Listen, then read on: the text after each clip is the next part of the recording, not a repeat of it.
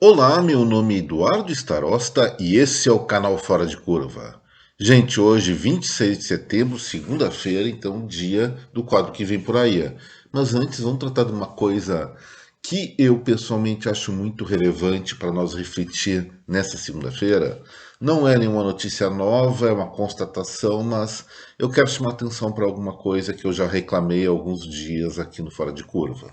As operadoras de telecomunicações, especialmente as de celular, parece que se esqueceram de que o Congresso Nacional aprovou uma redução de ICMS sobre esse tipo de serviço, que antes chegava até 32%, como no caso do Rio de Janeiro, e caiu para no máximo 18%.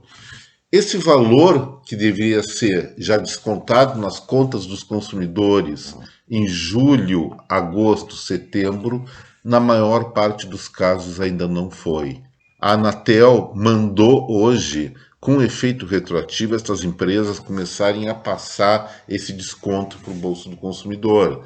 Por mês vai ser uma queda de preço em torno de 10 a 11%, mas contando aquela parte que eles não deveriam ter cobrado e cobraram então a maior em julho, agosto e setembro, que já está acabando, a despesa com telefonia e com internet deve ser muito menor nos próximos meses. Mas aí eu fico pensando, a lei é clara para todo mundo, por que será que eles não fizeram isso de pronto? Afinal de contas, não é dinheiro deles, é dinheiro do consumidor. E eles estão retendo algo que não é deles. E, a meu ver, vou até consultar alguns advogados, amigos meus, mas a princípio isso é crime. E como é que eles têm a cara de pau de fazer isso com a gente? A resposta é mais ou menos simples, gente. Na área de telefonia celular, por exemplo, depois que a Oi saiu fora, e eu fui um grande crítico desse partilhamento da Oi entre TIM, Claro e Vivo, simplesmente as condições de mercado se concentraram muito mais, e quando acontece isso, o setor fica ainda mais oligopolizado e, evidentemente, as empresas conversam entre si, mesmo que sejam escondidas, vão definir preços e políticas comuns. E isso, gente, não vamos ser ingênuos, acontece sim em setores oligopolizados ou que vendem algum produto mais comoditizado, como por exemplo combustível no seu município. Você não vê em grande parte dos postos de abastecimento o mesmo preço, uma diferencinha apenas formal de alguns décimos de centavos na gasolina, no etanol, no diesel? Pois é, as coisas funcionam assim porque há uma combinação por trás das cortinas. E isso é eticamente errado sob o ponto de vista de quem defende o livre mercado. E aí eu posso ser meio paradoxal, mas ao mesmo tempo que eu defendo o livre mercado, que é a forma mais eficaz de minimizar preço e melhorar as entregas do mercado para o consumidor, eu também, nesses casos, defendo que sim, haja uma situação de regulação para evitar abusos decorrentes de oligopólio. A questão que eu estou tratando do ICMS, da redução do ICMS sobre telecomunicações, nem é um objeto de abuso, mas sim, como eu falei antes, a meu ver, criminal, é roubo, é apropriação indébita de dinheiro dos consumidores. Mas vamos pensar de uma forma um pouco mais ampla. Os oligopólios, como eu falei antes, eles acabam gerando ineficiência, talvez não para quem produz a mercadoria, mas para quem consome. E isso tem que ser evitado. E como eu falei, a regulação bem feita, é claro, é a forma de dirimir esses problemas. Mas existem outras formas também. Alguns de vocês devem se lembrar quando nós pagávamos uma grana preta para falar pelo telefone celular, não só com outras cidades, mas dentro da própria cidade que nós morávamos. Eu me lembro que muitas vezes minha conta de celular no início da década passada superava a casa tranquilamente dos R$ 700.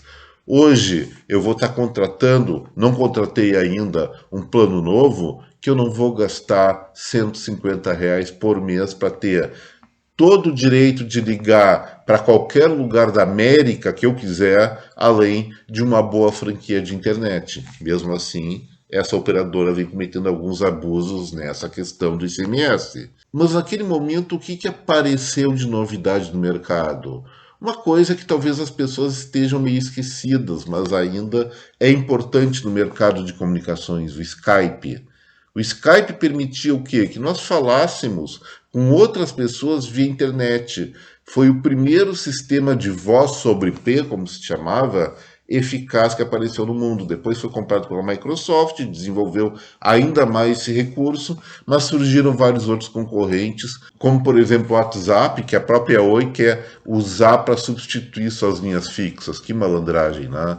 Mas o que eu estou dizendo? Naquele momento surgiu o WhatsApp, as operadoras de telefonia ficaram pé da vidas, querendo interromper o serviço aqui no Brasil, não conseguiram, foram derrotadas graças a uma boa regulação que existia naquela época, e a partir dali, sim, o preço da internet se tornou mais competitivo e o preço das telecomunicações também começou a ficar cada vez menor. E aonde eu quero chegar? Olha, está começando a existir novas alternativas que não dependem do oligopólio brasileiro para nós termos uma internet razoável, não é a mais rápida que tem, mas a um custo palatável, a um custo competitivo, especialmente se nós usamos esse recurso em mais de local. Eu vou ser objetivo, estou falando da ofensiva que iniciou em agosto da Starlink, do Elon Musk. O que ele fez aqui no Brasil, gente? Simplesmente ele está botando seus satélites a rodar, órbita fora, e viabilizou aqui no Brasil uma redução do preço transacional do seu produto. Antes era uma mensalidade cara, R$ 530, o valor cai para 230. Por R$ 230 por mês, o que acontece?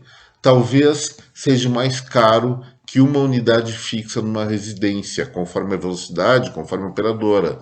Mas certamente é mais barato se você operar em pelo menos 2 locais diferentes. Por exemplo, você está na sua casa e tem contato direto com o céu, você pode botar uma antena Starlink. E, eventualmente, você vai acampar no interior ou vai para sua casa em outro lugar, seja no campo, seja na praia, você pode levar essa antena, reinstalar ela e aí não precisa pagar uma internet a mais nem usar os seus pouquíssimos créditos de gigabytes do celular. Então, pessoal, é interessante começar a olhar as alternativas aos tradicionais prestadores de serviços, porque isso faz com que, primeiro, faz com que você ganhe vantagens.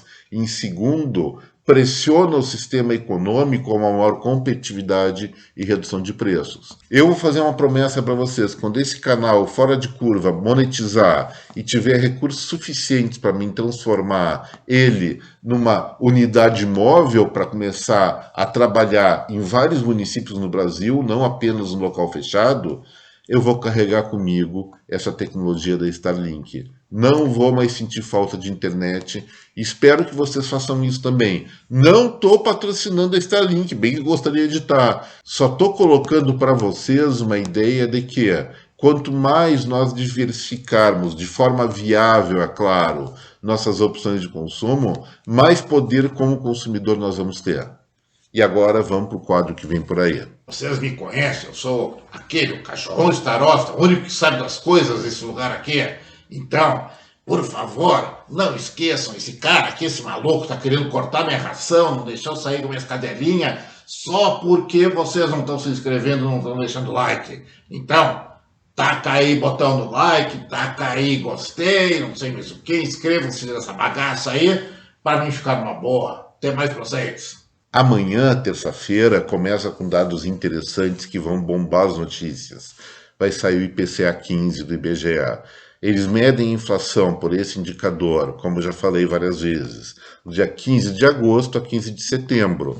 A expectativa é que setembro, o IPCA 15 tenha uma deflação não tão elevada como a do mês anterior, agosto, que foi de queda de 0,73% do índice, mas alguma coisa em termos de menos 0,5% ou menos 0,4%, mais ou menos isso, o que vai impulsionar ainda mais a tendência de um final de 2022 com uma inflação bem menor do que era projetado anteriormente. Essa deflação ainda é muito boa para a economia, porque não se trata de uma recessão, e sim efeito de queda de preços de produtos específicos que representavam inflação elevada há algum tempo atrás, como combustíveis e como alimentos. Na quarta-feira está previsto, isto é, Está previsto, mas não quer dizer que vai sair. Eu acho que vai sair, mas normalmente sai no último dia útil do mês. Mas quarta-feira nós teríamos, em tese, a divulgação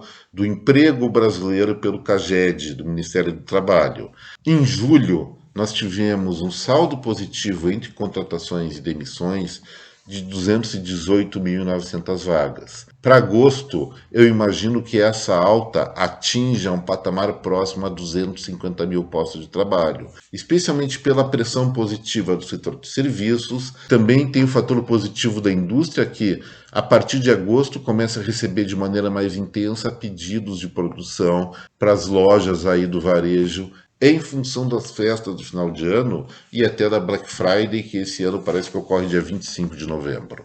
Por outro lado, tenho algumas dúvidas em relação à continuidade da alta do emprego, pelo menos em agosto, no próprio comércio varejista, depois vai recontratar como temporário em setembro, outubro, novembro, especialmente no setor de bens duráveis, que as vendas vêm caindo muito.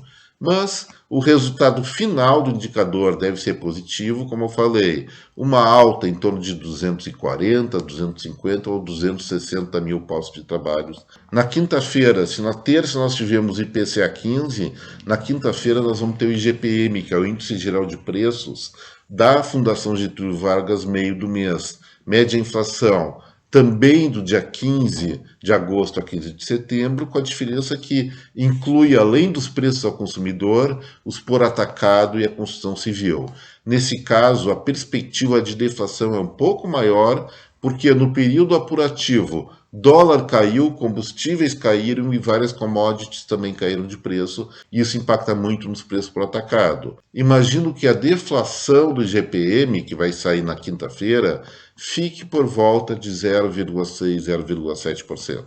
Também na quinta-feira vai ser confirmado o Produto Interno Bruto dos Estados Unidos, a variação do segundo trimestre, que deve se manter negativo em 0,6%, mas lembrando muito bem, isso não significa uma recessão clássica. O consumo lá continua bombando, apesar de nós termos alguns indicadores específicos que mostram uma desaceleração. E, gente, sobre esse ponto eu vou advertir uma coisa. Hoje parece que o mercado entrou em pânico por conta de perspectivas recessivas nos Estados Unidos e na Europa. O dólar aqui subiu mais de 2%, a bolsa caiu, toda aquela bagunça que a gente está acostumado a ver a cada 2 ou 3 ou 4 semanas. Não leve em conta isso para suas decisões pessoais, a não ser que você seja um especulador ágil e presente na bolsa de valores e outros mercados mais voláteis. Eu digo isso porque de tempos em tempos sempre aparece 1 ou 2 ou 3 dias mais tensos no mercado, onde as pessoas mais espertas ou mais habituadas a esse mercado tendem a realizar alguns lucros por conta de boatos que vêm do exterior. Se vier recessão na Europa, gente, isso não vai ser para agora. Mas ela não acontece de uma hora para outra. A economia vai gradativamente se ajustando a um novo padrão de consumo, a um novo padrão de produção. O mesmo para os Estados Unidos. Então, nada de pânico, cabeça fria, e não entrem nessa onda de comprar e vender seus ativos em função do que acontece no único dia. A não ser que você já seja calejado nesse tipo de mercado e, eventualmente, veja algumas alternativas interessantes no meio do caos. E nessa sexta-feira, finalizando agora fora de curva, deve sair a taxa de desocupação do IBGE, que nós chamamos de desemprego. O dado faz parte da PNAD, Pesquisa Nacional de Amostra por Domicílios. Em julho, ou seja, são dados trimestrais, então estou falando ao mesmo tempo de julho, junho e maio, essa taxa de desemprego ficou em 9,1%. E agora vamos entrar com a variável agosto, que certamente, pelos dados que nós já temos antecipados, deve cair para baixo de 9%. Deve chegar a 8,8%, 8,7%. Vamos aguardar para ver, mas eu acho que vai ser mais ou menos nesses patamares. E com isso, gente, o Fora de Curva de hoje fica por aqui. Eu espero que vocês tenham gostado desse vídeo. Se gostaram, não esqueçam, se inscrevam no canal. Não se esqueçam de compartilhar esse material com a sua rede de contatos e deixe seu like. Mais uma vez, muito obrigado pela atenção. Um forte abraço em cada um de vocês. Até breve. Tchau e uma baita de uma semana, uma ótima semana, muito produtiva, com bastante lucro e, mais do que tudo isso, muita felicidade. Tchau.